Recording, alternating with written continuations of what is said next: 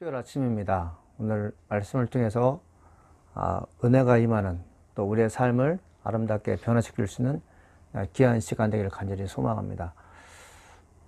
우리 죄에서 자유를 얻게 하면 이 찬양 부르신 다음에 하나님 말씀 듣도록 하겠습니다.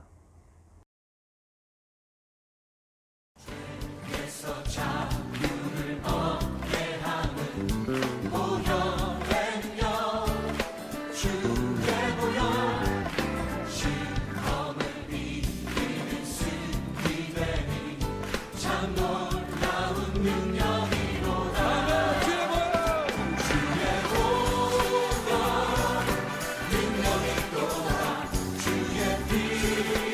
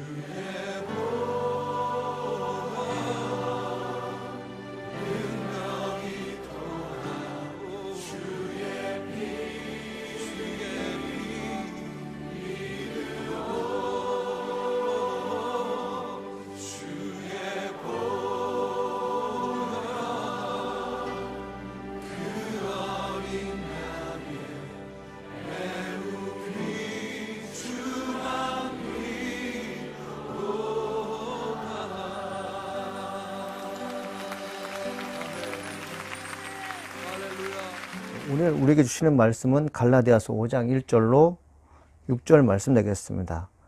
그리스도께서 우리를 자유롭게 하려고 자유를 주셨으니 그러므로 굳건하게 서서 다시는 종의 멍에를 매지 말라. 보라, 나 바울은 너희에게 말하노니 너희가 만일 할례를 받으면 그리스도께서 너희에게 아무 유익이 없으리라. 내가 할례를 받는 각 사람에게 다시 증언하노니 그는 율법 전체를 행할 의무를 가진 자라. 율법 안에서 의롭다함을 얻으려고 하는 너희는 그리스도에게서 끊어지고 은혜에서 떨어질 자로다. 우리가 성령으로 믿음을 따라 의의 소망을 기다리노니 그리스도 예수 안에서는 할례나 무할례나 필요가 없을 때 사랑으로서 역사하는 믿음뿐이니라. 아멘. 시국이 참 어렵습니다. 팬데믹으로 인하여 사람들의 은신처가 제한되어 있고 또 자유가 없는 상태에서 살았는데, 흑인 폭동의 원인 됐던 경찰관의 그 무차별한 진압을 인하여 세상이 점점 어려워지고 있습니다. 이때 우리가 꼭 기억하고 또 기억할 것은 뭐냐면, 하나님께 기도한 일을 쉬지 말아야 됩니다. 우리의 생명이 하나님께 있다고 믿어 의심하지 않는 사람들은 하나님께서 우리의 마음을 정화시키고 우리를 의로운 길로 이끌다는 것을 확신합니다. 아침과 저녁으로 아니면 무시로 성령 안에서 하나님 이 땅의 진정한 평화는 예수님께서 오실 때만이 가능합니다. 이 기도를 할 수 있기를 간절히 소망합니다. 눈에 보이는 종말의 세계, 정말 세상이 끝나는 그날이 바로 예수님께서 오신 날이겠지만, 우리 마음속에 예수님이 와 계신다면 우리는 정의롭게 그리고 의롭게 그리고 세상을 어떻게 하면 평화롭게 진행시킬까에 대해서 고민하는 그런 성도가 되지 않겠습니까? 오늘 말씀을 여러분 묵상하면서 힘이 되고 여러분에게 도전이 되는 귀한 시간 되기를 간절히 소망합니다. 제가 언젠가 말씀드렸죠. 반복이라는 게 힘이라고요. 사람은 반복하는 걸 싫어하지 않습니다. 습관적으로 죄를 짓는 것은 반복하는 걸 원하죠. 자기 영적인 삶에 도움되는 것에서 반복되는 것을 싫어하고 죄를 짓는 것에서 반복을 좋아하는데, 그 방법은 나를 죄 짓는 데 능력 있는 삶을 살게 되어서 결국 패망에 이르게 하지만, 하나님 말씀을 듣는 것으로 소망을 삼는다면 나는 능력 있는 삶이 될 것입니다. 음식을 잘 만드는 분들이 있어요. 그 음식을 잘 만드는 분들이 몇 번의 실패를 거듭하면서 오늘에 이르러 맛있는 음식이 되었다고 사람들로부터 평가받을까요? 본인도 모를 정도로 많은 시간 이 맛이 어떤가 음식을 혀에 댔을 것입니다.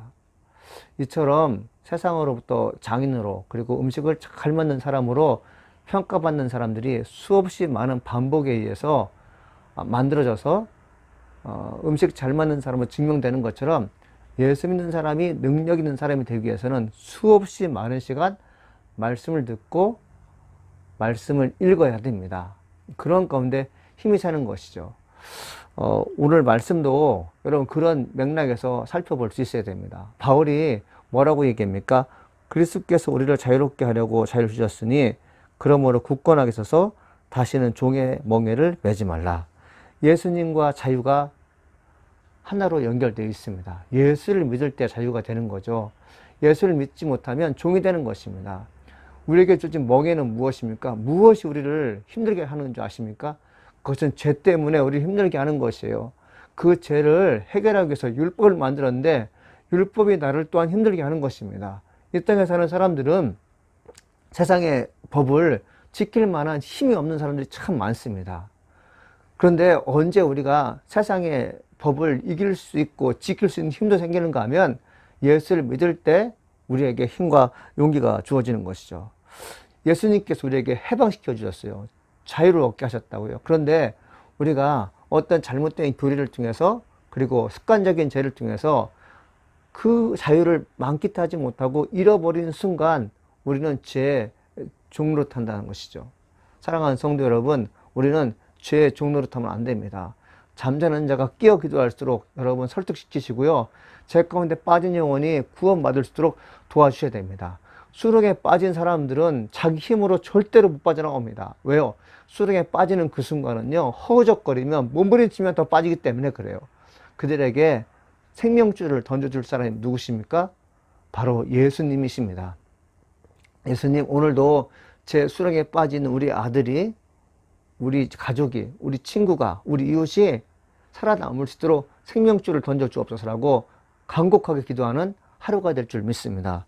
바울이 이렇게 얘기합니다. 보라, 나 바울은 너에게 말하노니 너희가 만일 할례를 받으면 그리스도께서 너희에게 아무 유익이 없으리라. 내가 할례를 받는 사람에게 다시 응하니 그 율법 전체를 행할 의무를 가진 자니라. 이렇게 되어 있어요. 2절에서 3절에서 눈여겨볼 단어가 있는데 유익과 의무입니다. 여러분, 우리가 어떤 일을 행할 때 뭐 국방의 의무를 하든 납세의 의무를 하든 우리가 마땅히 할 의무를 행할 때 우리가 주어지는 보상이 있습니다. 그 보상이 없으면 우리는 의무를 감당할 필요성을 못 느껴요. 그리고 의무를 감당하다가 우리에게 어떤 유익이 주어지지 않으면 지치는 것입니다. 그래서 의무를 지키지 않으려고 하는 것입니다.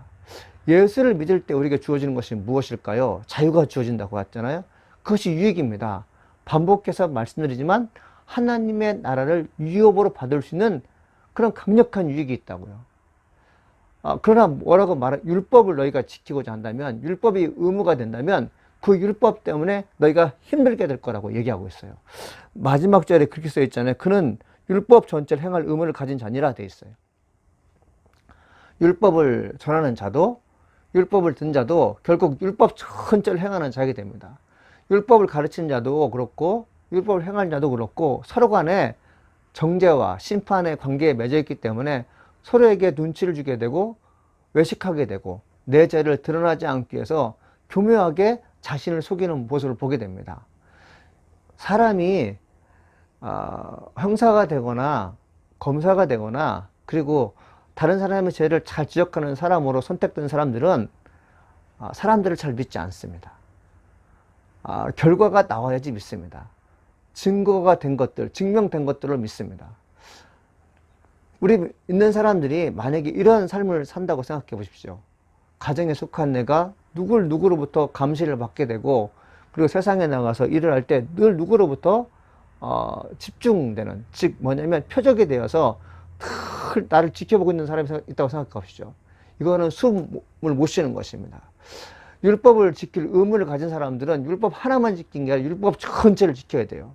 이것 때문에 얻어지는 것이 무엇입니까? 진정한 자유가 없다는 것이에요. 예수님께서 너에게 오셔서 해방을 주셨는데 율법 전체가 너를 힘들게 했다면 나 하나 때문에, 예수 그리스도 하나 때문에 진정한 자유가 주어질 거라고 말씀하시는 것이죠. 어떻습니까? 왜 여러분 살면서 그렇게 자유가 없는 것일까요? 왜 이렇게 힘들게 사는 것일까요? 그것은 딱 하나입니다. 우리에게 주어진 율법, 죄 때문에 그런 것입니다. 죄는 나를 절대로 유익되게 하지 않아요. 죄는 나를 올가매고 얽매여서 내가 원하는 것을 할 수 없을 뿐만 아니라 정말 무섭고도 무서운 것은 뭐냐면 하나님 나라를 유혹으로 받지 못하는 그런 아픔이 있다는 것입니다. 이 사람이 율법에 갇혀 있게 되면 두 가지가 아픔으로 다가옵니다. 4절에 보니까 율법 안에서 의롭다함을 얻으려 하는 너희는 그리스도께서 끊어지고 은혜 안에서 떨어진 자로다, 이렇게 되어 있어요. 율법을 지켰는데 얻어지는 산물이 두 가지라는 것입니다. 무엇이라는 것이요? 그리스도께서 끊어졌다는 것이요. 예수님께서 하나님과 우리가 하나 되기 위해서 자기의 몸을 십자가에 내놓으셨습니다.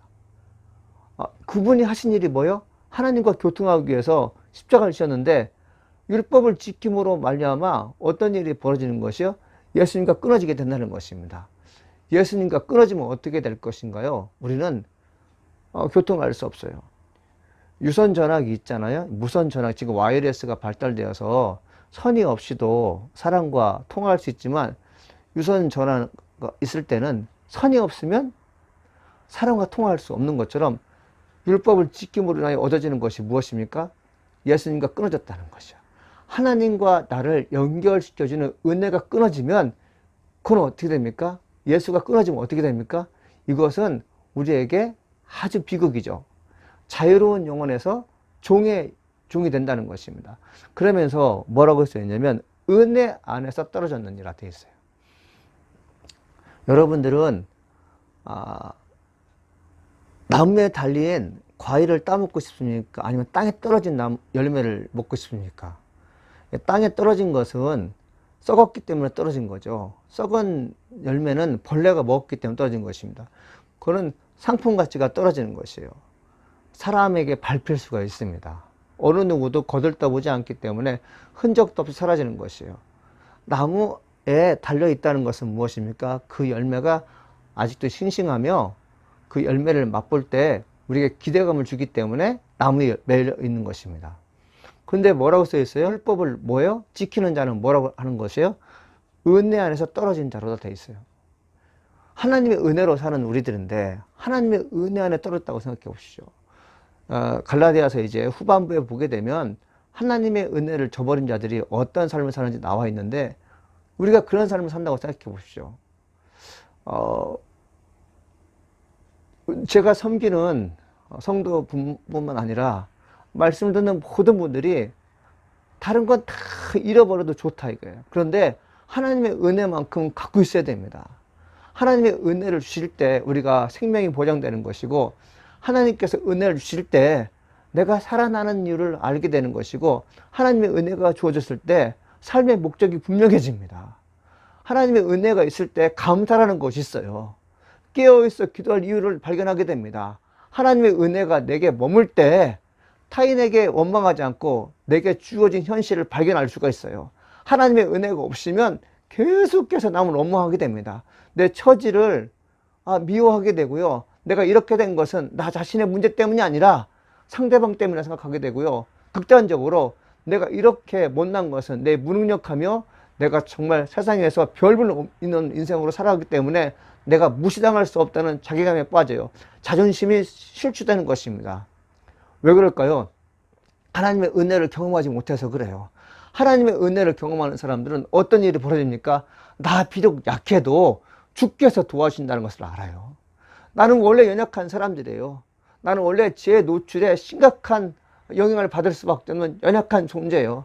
인간의 본성은 악하기 때문에 죄와 친해질 수밖에 없는 사람이에요. 그럼에도 불구하고 하나님의 은혜가 내 안에 거했기 때문에 죄를 이기기도 하시고 생명을 주시기도 하시고 그리고 먹을 것도 주시기도 하시고 인생에 있어서 어떤 기회를 주시는 분이 하나님이라는 것을 아는 사람들은 은혜가 소중함을 알게 됩니다. 간곡하게 부탁드립니다. 하나님의 은혜에서 떨어지지 마십시오. 하나님의 은혜 안에 있어야 됩니다. 예수님께서 말씀하셨어요. 예수님은 뭐라 했죠? 예수는 포도나무라고 그랬죠. 우리는 가지라고 그랬어요. 우리가 열매를 맺기를 원한다고요? 우리가 이 가지인데 예수님에게 붙어 있을 때 열매가 맺는 것이에요. 우리는 예수님과 떨어져서는 그 어떤 열매도 기대할 수가 없습니다. 이것이 느껴지고 이것이 믿어지고 이것이 정말 진리입니다라고 믿는 사람들은 하나님의 은혜의 소중함을 알기 때문에 이걸 놓치기 하기 위해서 사력을 다해서 기도하고 이걸 놓치기 위해서 사력을 다해서 말씀을 사모하는 것입니다. 죄송합니다. 5절에 이렇게 써 있어요. 우리가 성령으로 믿음을 따라 의와 소망을 기다리노니 그리스도 예수 안에서 할례나 무할례나 효력이 없으되 사랑으로서 역사하는 믿음뿐이라. 여기 아주 우리에게 필요한 말씀 주셨는데 율법은 죄를 알게 하는 거라고 얘기했잖아요. 자, 그렇다면 우리가 믿음을 갖는 데 있어서 믿음을 갖게 되는데 그 믿음이 어떻게 가지게 된다고요? 성경에 이렇게 얘기했어요. 성령으로 믿음을 따라. 즉 뭐냐면 성령으로 믿음을 따라 의와 소망을 기다린다는 말씀은 참 소중한 말씀인 것입니다. 성령이 나로 하여금 예수를 믿게 한다는 것이요. 성령이 나로 하여금 믿음의 삶을 살게 하며 그 믿음이 나에게 의롭고도 소망을 주는 것이라는 것을 알게 하신다는 거죠. 할례가 율법이 그 일을 가능하게 하지 않아요. 갈라디아 사람들은 처음에는 믿음으로 의롭게 된다는 사건의 동기가 성령이라는 것을 분명히 알았지만 시간이 지나면서 어떤 일이 벌어지는 것이에요?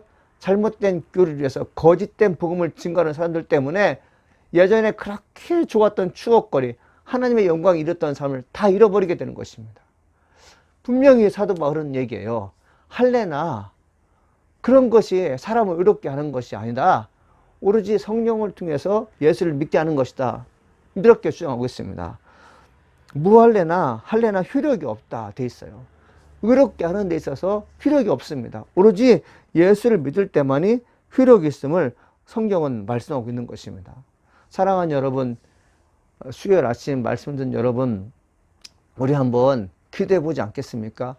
이 땅이 점점 어두워져 가고 있고 우리가 원하는 것은 이루어지지 않고 악한 세상에서 우리가 살 수밖에 없는 환경에 놓여 있는데, 이 어둡고 이 칙칙한 이 땅에서 우리가 살 수 있는 길은 무엇입니까? 예수를 붙잡는 것입니다. 하나님의 은혜를 늘 기대하며 사는 사람이 되어야 됩니다. 우리가 아무리 애를 써도 하나님의 시간 안에 우리가 있지 않으면 우리는 힘들 수밖에 없어요. 예수를 믿을 때 구원의 감격이 있는 것입니다. 반복되는 말씀이지만 이것이 마음에 와닿기 시작하면 우리의 영혼은 날마다 날마다 새로울 것이에요. 하나님의 은혜가 오늘 하루 종일 일만 간절히 소망합니다. 주님 안에서 승리하기를 간절히 소망합니다. 예수 안에서 진정한 평화와 위로가 있기를 간절히 소망합니다. 하나님 아버지 감사합니다. 오늘도 주신 말씀을 기억하며 성령 충만한 저희가 되게 하시니 감사드립니다. 주 안에 있는 나에게 딴 근심이 있겠습니까? 십자가 밑에 나가 내 짐을 내려놓는 소중한 사람 되게 도와주옵소서. 죄에서 자유를 얻는 사람, 예수 믿는 사람들입니다. 하나님, 시국이 매우 어렵고 힘든 상황에 놓여 있습니다. 우리는 하나님의 아들, 딸들입니다. 어느 누구로부터 멸시와 조롱을 받는 그런 사람이 아니라 사랑받을 자격 있는 사람들입니다. 사랑받을 자격 있는 사람들이 무차별한 폭력에 의해서 목숨을 잃어가는 아픔이 우리에게 주어졌고, 또 우리가 하나님 어떤 의롭지 못한 일을 당했어요. 불법한 일을 당했을 때 과격한 행동으로 원한을 풀어달라는 게 아니라 하나님의 법 안에서 우리가 능히 제사함 받고 죄의 문제를 해결받으며 진정한 평화를 얻을수록 하나님 역사해 주시옵소서. 오늘도 나를 도와주실 하나님 은혜를 생각하며 살아계신 예수님의 이름으로 기도합니다. 아멘. 하늘에 계신 우리 아버지, 이름이 거룩히 여기를 받아옵시며 나라가 임하옵시며 뜻이 하늘에서 이루어진 것 같이 땅에서 이루어지리라. 오늘날 우리에게 일용할 양식을 주옵시고 우리가 우리에게 죄 지은 자를 사해 준 것 같이 우리 죄를 사해 주옵시고 우리를 시험에 들지 말게 하옵시며 다만 하게 섞어옵소서. 되게 나라와 권세와 영광의 아버지께 영원히 싸움나이다. 아멘.